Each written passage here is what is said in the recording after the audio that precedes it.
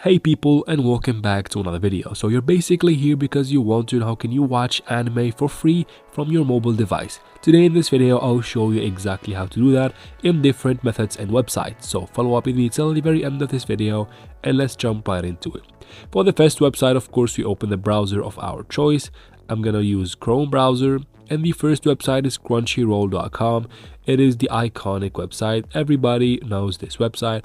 You can find one of the finest animes right here.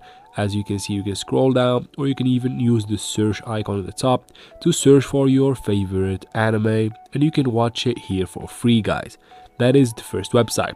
For the second website, it is going to be Funimation.com. So here is the second website. It's going to look like this. Go to Funimation.com. You'll be taken to this page. Go ahead and again scroll down. You find the trending animes. You can watch any low-key anime from here as well. Just tap on the one you want to watch. Of course, you're gonna have to watch an ad or two ads, and after that you can watch your anime without a problem. The other website we're gonna use today is tubetv.com, and then tap right here and start watching.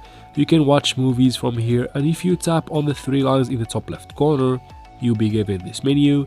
You can scroll down until you find the genres, and right under the genres look for anime. Go ahead and tap on anime.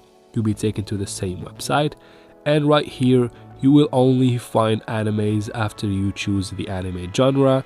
And as you can see, guys, the trended animes and even the famous ones, and you can find your favorite animes right here. If you can't access one of these websites, you can always use a VPN, and you can after that watch animes using this website for free. I hope this video was helpful. If it was, please leave your questions and comments in the comment section. I'll try to answer every single one of them, and of course subscribe to the channel. Thank you very much for watching, and see you in the next one.